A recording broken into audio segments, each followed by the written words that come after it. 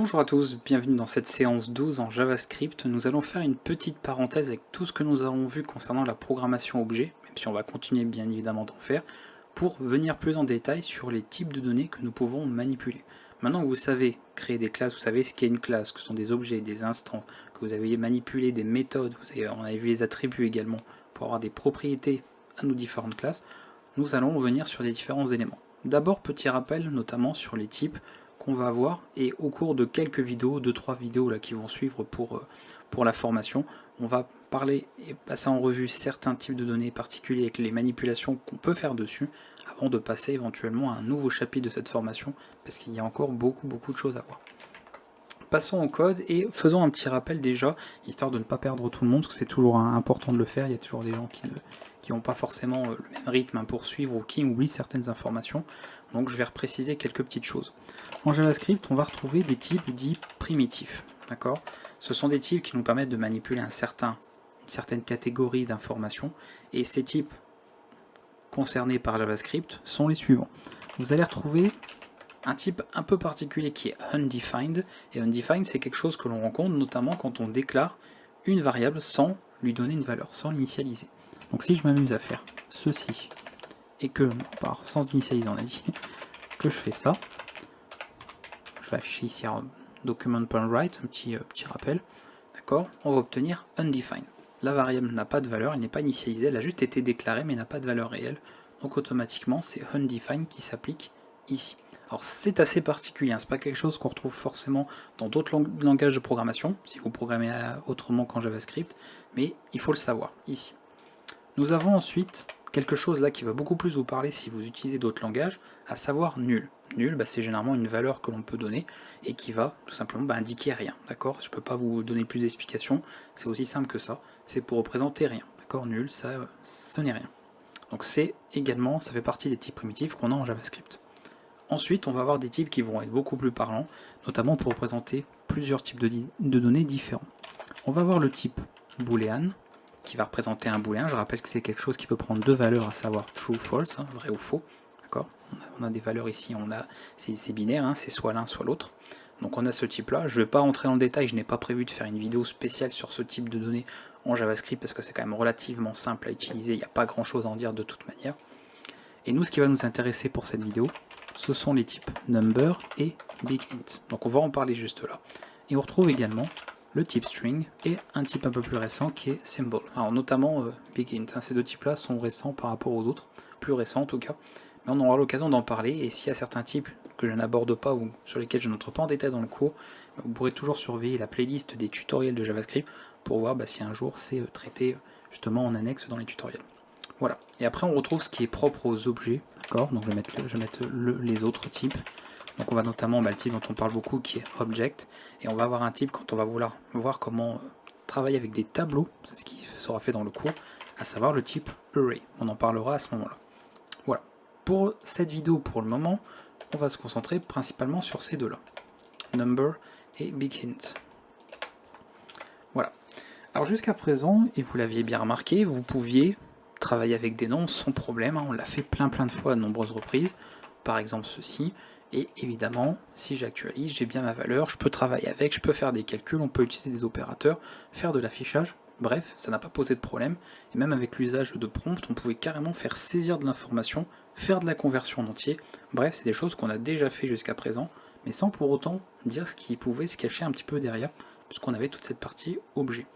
Alors là, par exemple, si je veux déclarer donc quelque chose de type number, on va avoir une syntaxe assez particulière, mais que vous connaissez maintenant, puisqu'on va utiliser tout simplement l'opérateur new, et on va faire number. Alors ici, ça prend en paramètre une valeur, alors je peux la mettre sous forme de chaîne, peu importe, puisqu'on va en fait tenter de faire une conversion de cette valeur, pour que ça puisse devenir en fait la propriété valeur de cet instant, cet objet. Donc ici, si on n'a pas pu, de toute façon, faire de conversion, ça donnera not a number, évidemment, et sinon, on obtiendra bien notre objet.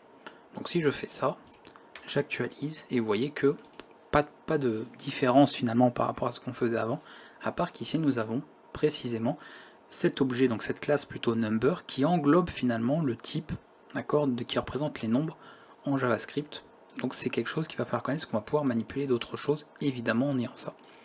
Si vous voulez par exemple juste effectuer une conversion, d'accord, on veut travailler sur une simple conversion par exemple d'une donnée en nombre telle quelle, on utilisera simplement comme cela, c'est-à-dire sous forme de fonction, comme si en fait on faisait appel directement à une fonction et pas forcément à un constructeur ici, qui est pour le coup un peu plus particulier, et on fera une conversion.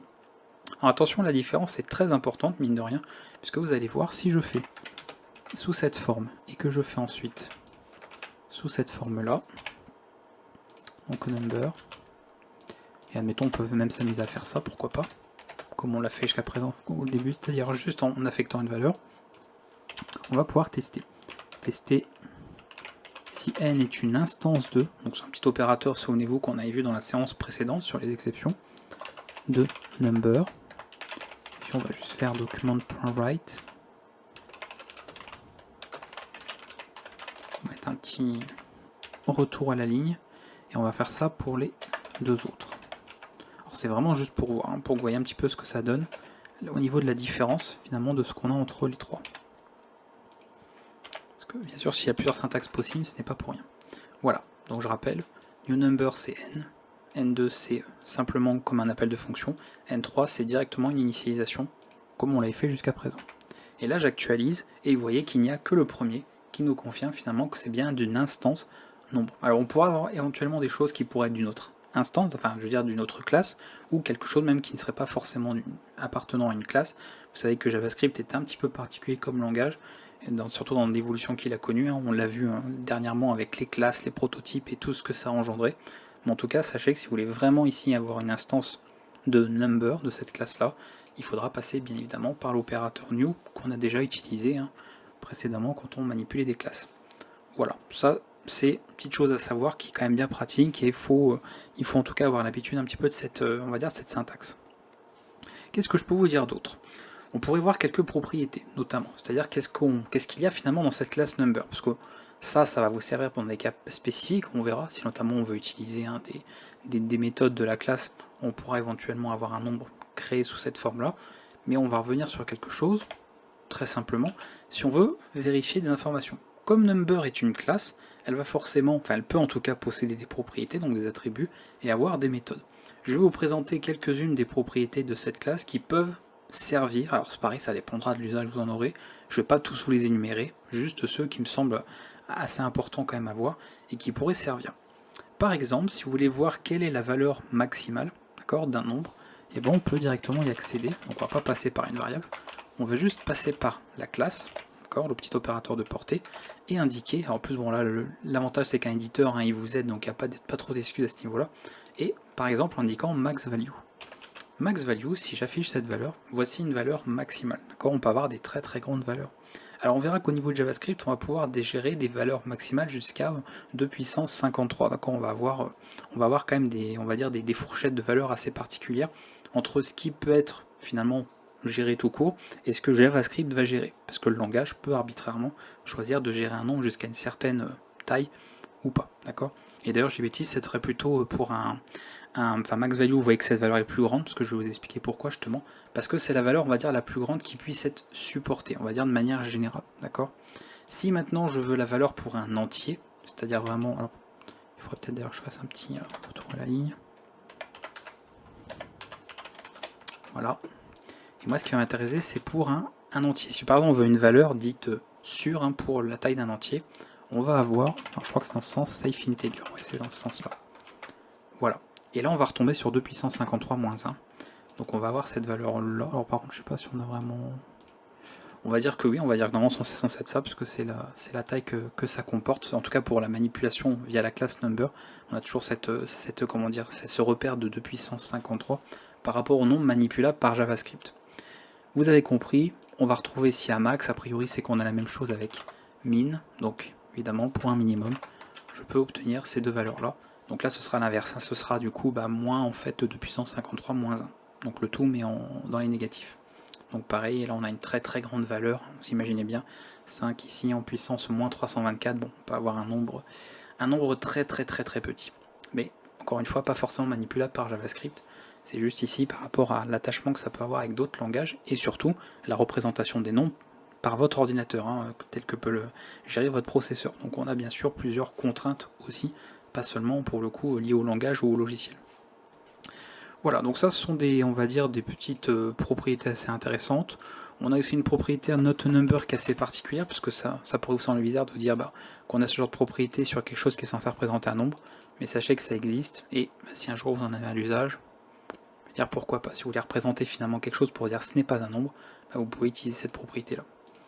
Sait-on jamais. Donc comme on en parle beaucoup de cette valeur not a number en JavaScript, pour ça que je voulais citer cette propriété-là quand même qui me semblait importante. Là où ça va être plus important maintenant, passer à la suite de la vidéo, ce sont quelques méthodes. On va voir notamment des méthodes qu'on va pouvoir directement manipuler telles quelles. Alors il faut savoir qu'en JavaScript, nous avons ce qui représente les objets. D'accord, on a la classe object qui est vraiment quelque chose de, on va dire, au plus haut, d'accord. Et on va avoir ensuite des éléments par héritage. Et number, ce qu'on verra aussi, bon, évidemment, c'est qu'on va avoir number.prototype. Maintenant, ça va vous parler un petit peu avec tout ce qu'on a vu encore une fois sur les prototypes et les classes dernièrement avec JavaScript. Et on va retrouver ces choses-là. Alors nous, on va parler surtout de number d'abord pour les premières méthodes. On va regarder à ce niveau-là ce qu'on peut faire. Alors là, pareil, il y a plusieurs manipulations différentes et notamment des vérifications. D'accord. Si vous voulez par exemple faire une vérification sur un nombre, pourquoi pas. Du style. Alors, peut-être passer sur une valeur. On va mettre n. Vous mettez par exemple un booléen, donc true, comme ceci. Et ce qu'on peut faire, c'est number, donc on fait appel encore une fois au nom de la classe. Et ici, par exemple, not a number de, donc ça prend un paramètre ici, et on va mettre par exemple n. On va juste mettre un petit OK pour montrer que dans quel cas on rentre dans la condition ou pas, hein, c'est tout. On va rester sur quelque chose de très simple. Je vous ai dit, ces petites vidéos de transition vont être assez simples, on va faire pas mal de choses. Donc là, le booléen n'est pas considéré comme un nombre, d'accord. Vous voyez, le booléen est un cas particulier. Par contre, à tout moment, si je fais ceci, d'accord, vous voyez qu'il ne considère pas que, que ce n'est pas un nombre en fait. On a vraiment en fait des cas un peu particuliers. Donc le booléen il va le traiter directement, alors par contre lui, il devrait directement... Alors non, ce que c'est pas n à n. Alors, je sais pas si par contre il me le prendrait direct. Si, il me le prend voilà comme ça. Vous voyez, not a number, il considère que c'est OK. Voilà, vous avez dit que c'était un peu particulier pour JavaScript. Hein. Ce qui va être utile également, c'est pour un entier. Alors ça, oui, il faut le montrer parce que c'est souvent une erreur qu'on voit. Par exemple, regardez, si je note ceci, 255, et que je me dis, bah tiens, je veux tester un entier, parce que ça c'est un genre d'opération souvent qu'on a besoin de faire en programmation, je le vois dans les commentaires, je le vois un petit peu de manière générale, souvent les gens ont besoin de faire ça. On a une valeur, on a besoin de vérifier que c'est un entier. Voilà, on va faire ça, on peut se dire après tout, a priori oui, on a bien un entier, une valeur entière, ça devrait être bon. Effectivement, j'ai actualisé mon navigateur, on a toujours le OK. Maintenant, si je fais quelque chose comme ceci, là on devrait se dire on a une valeur avec une partie décimale, donc normalement, ça devrait pas être bon. Et effectivement, ça n'a pas l'air d'être considéré comme un entier, un integer, ça passe. Petite particularité cependant, et faites attention, si ça tombe en fait sur une valeur pile, alors c'est comme ça qu'est conçu le langage, et il considérera que c'est un entier, tel quel. Voilà, donc ça, faites attention de ne pas être surpris, hein, si vous voulez vraiment vous assurer finalement d'avoir qu'une partie entière, faites attention de ne pas forcément utiliser cette méthode, parce que vous voyez que dans le cas où on n'a pas de partie décimale, même si elle est notée, on peut marquer sous forme on va dire de flottant, et automatiquement il considérera que oui c'est un entier, alors qu'il y a quand même une partie décimale qu'on a notée. Donc ça, faut voir, même si il considère que s'il y a 0, il n'y en a pas. Voilà, il n'y a que de la partie entière et qu'il n'y a rien dans notre partie décimale. Ça va de soi. Maintenant, bon, si on note quelque chose comme ça, d'accord, vous voyez que ça change tout. Encore une fois, parce que s'il y a juste un 0, bon, on considère qu'il n'y a que des 0. Donc écrire ça, ça revient. Alors normalement, ça devrait mettre la même chose. Voilà, ça revient évidemment à n'en avoir qu'un seul, une règle de mathématiques élémentaire, rien de compliqué à ce niveau-là. Donc attention, encore une fois, à cette partie-là. Maintenant, on a une autre méthode, on va en voir quelques-unes encore. Infinite. Donc là, je fais ça, d'accord. Et là, pareil, nombre fini. Bon, si je fais ça, il va me dire que oui. Alors par contre, il faudrait peut-être qu'on ait un cas où il faudrait vraiment qu'on ait une valeur qui ne s'arrête pas. On pourrait avoir... Bah attendez.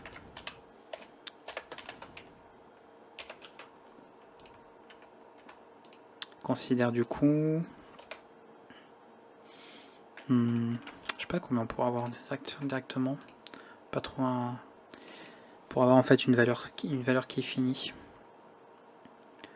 Qu'est-ce que je pourrais vous montrer?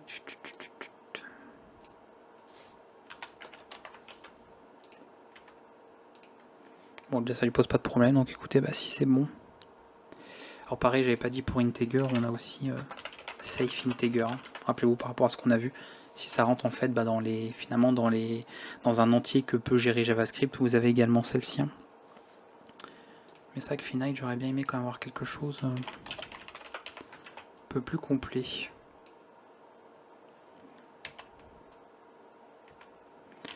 Je sais pas jusqu'à combien. Le problème c'est qu'on a des valeurs finies en fait. Il faudrait vraiment en fait vous ayez une valeur qui soit continue. Vous voyez un truc en fait où il n'y a pas une valeur qui est arrêtée, parce que là bah, voilà, c'est en gros bah, encore une fois en mathématiques, c'est-à-dire que si c'est arrêté tel quel, donc fini, c'est un nombre fini, c'est-à-dire qu'ici en fait il n'y a que des zéros, d'accord. On peut pas, s'il y avait ça, bah pareil c'est un nombre fini, on considérera qu'il n'y a que des zéros après. Donc il faudrait en fait, c'est un cas particulier, il faudrait que vous ayez un nombre qui n'est pas fini justement pour que bah, cette méthode ne renvoie tout simplement pas vrai. Donc c'est un cas un peu particulier, mais ça peut servir. Quand on a besoin justement de vérifier qu'on a un nombre fini, bah, vous avez cette méthode. Hein, donc utilisez plutôt celle-ci que isInteger, qui va plus ici jouer sur finalement sur ce que vous avez comme information, plus que on va dire la valeur directement. Donc ça peut servir à ce niveau-là. Pour ces méthodes, je pense qu'on aura fait, ça va être pas mal. Hein. Il y en a quelques-unes autres, mais pas forcément. Je sais pas, qu'est-ce qu'il y avait éventuellement. Parce qu'après, il y a les méthodes, oui, ça c'est les méthodes qui sont déjà dans l'objet global, c'est-à-dire bah, que vous avez qui sont accessibles pour d'autres types. On en a même déjà utilisé, souvenez-vous, avec le prompt quand on faisait de la saisie d'utilisateur. Donc on a certaines méthodes qu'on va revoir très souvent, hein, comme par exemple toString, parseIn, parseFloat, etc. On va pouvoir bien sûr les utiliser à chaque fois. Je vais pas revenir dessus, on les a vus, donc je vais pas les rappeler ici. Par contre, ce qui peut être intéressant maintenant, c'est tout ce qu'on va avoir au niveau de number.prototype. D'accord ? Oula. Ici. Et c'est ce qui va notamment être utilisé directement comme une méthode, c'est-à-dire notre objet, point, et bien le nom de la méthode directement, donc en passant par ça. On a un cas un peu particulier. Alors là, qu'est-ce que je pourrais vous montrer ? Bon, ça va être assez... vous verrez, c'est très simple. Hein. Encore une fois, cette vidéo, on n'aura pas vu de choses très compliquées. Il n'y a pas beaucoup de choses non plus. Mais si je veux faire un document.write et que je fais, vous voyez, comme ceci. Voilà. Donc là, pas de paramètres puisqu'on passe directement. L'objet est là. Donc c'est la valeur de ça. Bon, bah là, il n'y aura pas grande surprise. D'accord ? S'il y a une valeur qui est représentable, bon, bah ça va nous la retourner telle quelle. A priori, pas de problème. ToString, c'est pareil, c'est un cas particulier. On l'a vu de toute façon tout à l'heure. C'est pour présenter sous forme de chaîne éventuellement, quand ça peut l'être. Des fois ça ne peut pas l'être, ou alors JavaScript prévoit un formatage bien précis sous forme de chaîne. Donc vous avez bien sûr celle-ci qui est tout à fait valide. Donc pourquoi pas. Sinon, qu'est-ce qu'on peut noter aussi ? Que prototype, ah oui, ce qui va être intéressant, c'est pour les nombres justement. Ça va revenir sur tout ce qui était, vous savez, l'entier en fait, qui n'a pas une valeur fixe, on va dire. Ça peut être utile. Par exemple, regardez, vous voyez n. Je peux très bien dire, bah, je fais ceci. Donc c'est souvent des méthodes du style tout quelque chose. Voilà, tout fixed. Et je fais ça. Je vais rien mettre dedans, parce que finalement c'est le nombre de valeurs de nombres ici des décimaux. Donc comme j'en indique pas, bah, c'est par défaut à 0. Et là, regardez si je l'affiche, voilà. Ça peut permettre éventuellement bah, de récupérer que la partie entière d'un nombre. Pourquoi pas ? Ça peut servir. Évidemment, si je mets à 2, et bah, ça se mettra à 2. Voilà, donc ça, à vous de voir. Alors je voulais voir un truc par contre, 1, 2, 3, 4, 5, qu'on voyait un petit peu ici, voilà, il me semblait bien, vous avez un arrondi hein, qui est fait, évidemment, ça fait un arrondi, donc comme là on a 9 après, bah, ça arrondit à la valeur supérieure, puisqu'on a forcément fixé un certain nombre de décimales. Voilà, donc ça très important à connaître bien sûr comme petite méthode, qui comme vous voyez ici, va servir pas mal. Bah, je pense qu'on est bien. On a fait le tour pour number, hein. On va passer à big int, mais il n'y a pas grand chose, je dirais que ça c'est vraiment un cas particulier. Donc big int va servir à manipuler des nombres plus grands, encore une fois, que 2 puissance 53. Voilà. Donc on va avoir des nombres arbitraires, parce que là on a quand même des nombres avec une précision un peu spécifique pour number. Mais ici, alors d'ailleurs c'est sur 64 bits, hein, c'est en double précision. Je l'ai pas dit, mais bon, pour ceux que ça intéresse, voilà, c'est nombre sur 64 bits, double précision. Donc on peut avoir quand même des valeurs plus précises qu'en simple, d'accord, pour ceux qui notamment utilisent d'autres langages de programmation. Et ici, si on veut des nombres beaucoup plus grands que ça, donc attention, hein, c'est vraiment pour des cas très, très particuliers, vous n'aurez probablement jamais besoin, ou alors vraiment dans des cas très spécifiques, on va utiliser le type big int. Okay, donc big int, je vais aller très vite hein, pour l'utiliser. Je peut mettre un BG, ce que serait bizarre, mais un big number. Et en fait, on va faire juste... alors comme ça. Alors là, sans l'opérateur new, d'accord, généralement on ne l'utilise pas pour ce type-là. Ici, bon, on peut indiquer des très très grands nombres. On peut vraiment s'amuser. Voilà, là, je pense que je ne vais pas le faire broncher. On devrait être pas mal. Voilà, donc on peut afficher des valeurs assez grandes hein, pour le coup. Oui, on peut quand même avoir des nombres assez grands. Alors même par contre là, quoique ici, je pense qu'il y a une valeur qui est pas bonne. Ouais. On va peut-être un peu trop abuser. Hein. Ou alors il m'a fait un arrondi. Attendez, pourquoi j'ai ça 18? Pourquoi j'ai 5 47? Ah oui, il a changé ici, ouais d'accord. On a mis un peu trop, hein. Bon, c'est pas non plus exagéré. Je crois que 18 c'était bon, ça passait, ouais, il y avait des grandes valeurs. Donc on va pouvoir manipuler quelque chose comme ça. Très simple, mettez pas l'opérateur new, hein, c'est un cas un peu particulier ici. Parce qu'encore une fois, des fois vous allez voir que selon la syntaxe que vous utilisez, soit ça va créer effectivement le type que vous avez là, soit ça va créer un objet. Donc un type object, donc ça va être un cas un peu spécial et on aura de toute façon l'occasion d'en reparler encore. Puisque c'est quelque chose qui va concerner d'autres types de données qu'on va manipuler. Donc ça c'est quelque chose qu'on reverra. Voilà, écoutez, c'était tout ce qu'il y avait à dire sur Bing. Il n'y a vraiment pas grand chose, hein, c'est surtout pour manipuler des nombres plus grands. Après, encore une fois, on retrouve un peu tout pareil, hein, c'est-à-dire que, vous voyez, voilà, on retrouve toString aussi, bon, classique. Il y a pas mal de, on va dire, pas mal de méthodes qu'on retrouve un peu partout. Je sais pas d'ailleurs si on aurait, ouais, non, de toute façon, on va avoir juste, non, juste ça.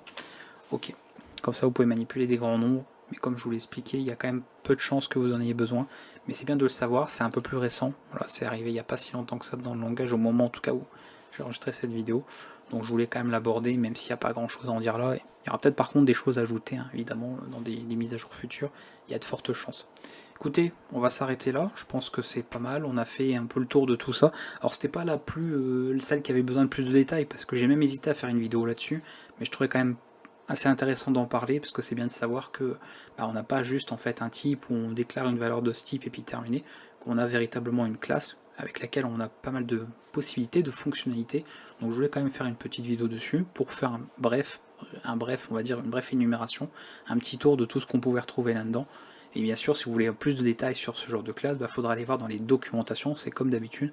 Dans les vidéos, le but c'est pas de tout vous montrer de A à Z, et je ne connais pas tout de toute manière. C'est juste de vous montrer ce qui me semble essentiel, de vous l'expliquer, de vous l'apprendre, de vous le transmettre, et après de vous donner éventuellement la curiosité d'en voir plus, selon les besoins et les usages que vous aurez par la suite. Je vous dis à bientôt pour la prochaine séance. Prochaine séance, je pense qu'on parlera des chaînes de caractères, donc pareil, on va venir en détail là-dessus, et on enchaînera avec les tableaux. Enfin, en tout cas, c'est les deux, a priori, c'est les deux prochains types de données que l'on abordera dans ce cours, parce que maintenant il faut en venir à ça après tout ce qu'on a vu jusqu'à présent. Je vous dis à bientôt, s'il y a la moindre question dans les commentaires, surtout n'hésitez pas. Ciao.